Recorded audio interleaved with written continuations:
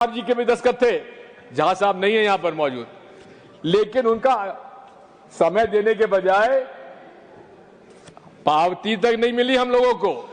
मैंने खुद ने वहां पहुंचाई थी वो चिट्ठी।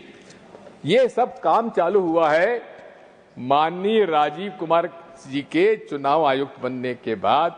ये सारा चालू हुआ, नहीं तो पहले तो जब भी हम समय मांगते तो हमको चुनाव आयोग से कोई दिक्कत ही नहीं होती थी। मैं आपसे निवेदन करना चाहता हूं कि ये चुनाव आयोग यही नहीं है, जैसा कि राहुल गांधी ने अपने भाषण में कहा था, इस देश में 2014 के बाद जितनी भी संवैधानिक हमारी संस्थाएं हैं, इस देश में 2014 के बाद जितनी भी संवैधानिक इस देश में 2014 के बाद जितनी भी संवैधानिक इस देश में 2014 के बाद जितनी भी संवैधानिक जी के भी दस्तखत थे।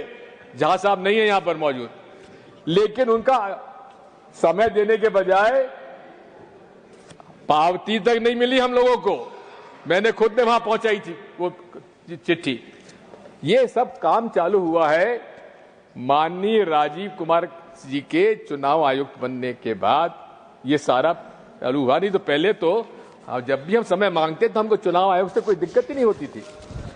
मैं आपसे निवेदन करना चाहता हूं कि ये चुनाव आयोग यही नहीं है, जैसा कि राहुल गांधी ने अपने भाषण में कहा था, इस देश में 2014 के बाद जितनी भी संवैधानिक हमारी संस्थाएं हैं, उन पर एक निश्चित विचारधारा के लोगों को बिठाया जा रहा है, वो योग्य हो या अयोग्य हो, और उनको उनके माध्यम से वे यहां पर, मेरा यह आरोप है माननीय सभापति जी, फासिस्ट डिक्टेटरशिप लागू करना चाहते हैं नरेंद्र मोदी जी।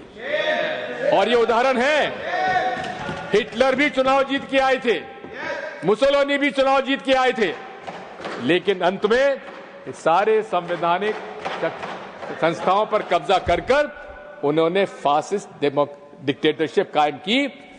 जो रास्ता आज हम देख रहे हैं भारत में, वही उसी तरफ इंगित करता है माननीय सभापति। आज रशिया भी कहता है, पुतिन भी कहते हैं कि मैं चुनाव जीत के आता हूं। नॉर्थ कोरिया के हमारे वो भी कहते हैं कि हम चुनाव जीत के आता हूं। इसी प्रकार के चुनाव यहां हो रहे हैं सभापति जी। मुझे भी 50 साल हो गए राजनीति में, किसी भी चुनाव में किसी राजनीतिक दल के 94% स्ट्राइक रेट अभी हमने तो देखे नहीं। ये कहां से हो गया? अब वोटर लिस्ट के बारे में, किसी भी सफल लोकतंत्री व्यवस्था के लिए, निष्पक्ष चुनाव होने के लिए फुल प्रूफ मतदाता सूची होना चाहिए, इसमें किसी को आपत्ति नहीं होना चाहिए। आर्टिकल 324 भी यही जवाबदारी इलेक्शन कमीशन को देता है कि चुनाव आयोग की जवाबदारी है कि हर नागरिक का वो वोट मतदाता सूची में शामिल करे, और यही होता है अभी तक। अभी तक तो बूथ लेवल ऑफिसर हमारे घर आता था, फॉर्म वो भरता था, हम नहीं भरते थे, और वही हमारे नाम जोड़ता था।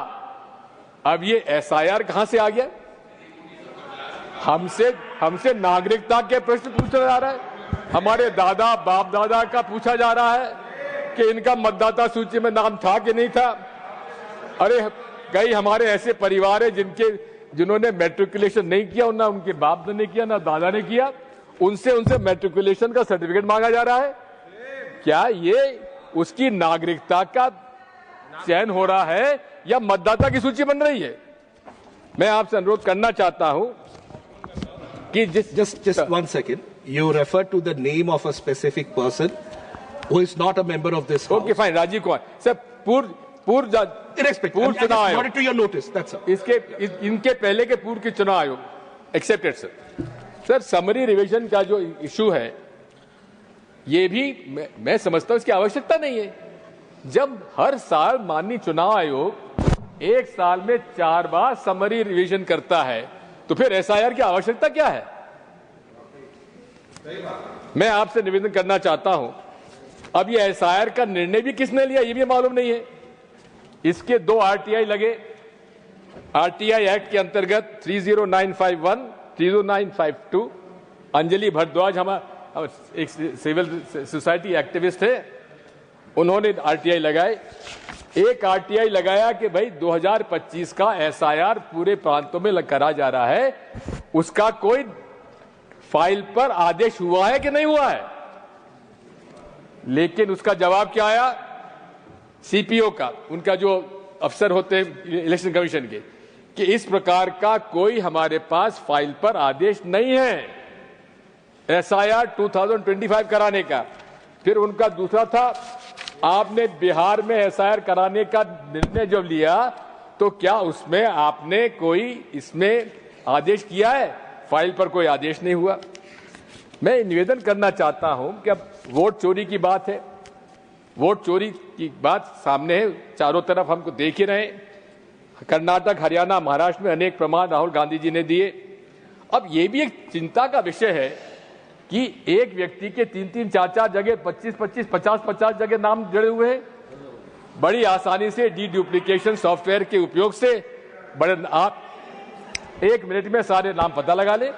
लेकिन जब ये बात सामने आई तो माननीय चुनाव आयोग को संज्ञान में लेने के बजाय उन्होंने डुप्लीकेशन सॉफ्टवेयर का उपयोग करना ही बंद कर दिया।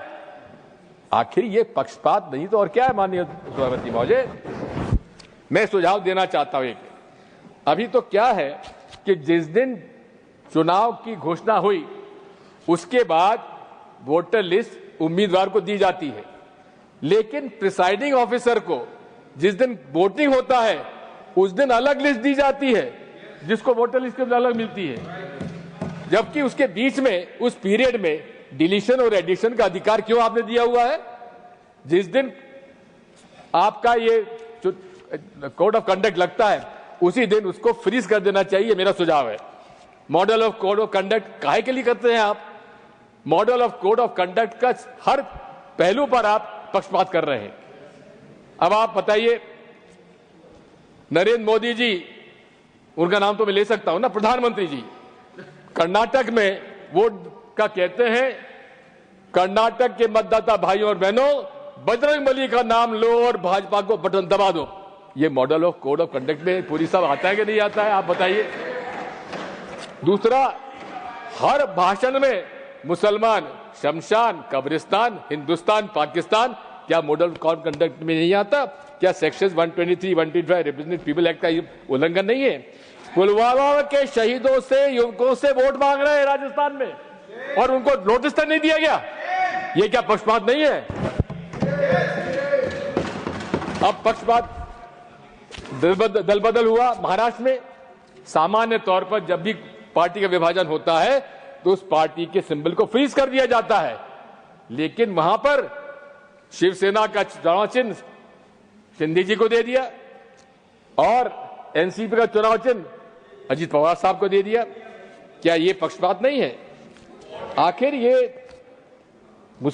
अशोक लवासा ने एक डिसेंट नोट लगाया, उनके खिलाफ छापे पड़ गए, उनको इस्तीफा देना पड़ा।